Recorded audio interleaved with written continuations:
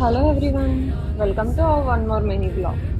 మా ఊర్లో బోనాలని చెప్పాను కదా, సో దానికి షాపింగ్ చేస్తున్నాం అనమాట, ముత్యాలమ్మ పెట్టడానికి. ఇప్పుడు మేము తీసుకోవాల్సిన టోటల్ శారీస్ 4. ఒకటేమో మా మమ్మీ పెడుతుంది, ఒకటేమో మా అక్క పెడుతుంది, ఇంకోటి మా కజిన్ సిస్టర్ కూడా మా విలేజే అనమాట, సో తనకు కూడా ఒకటి.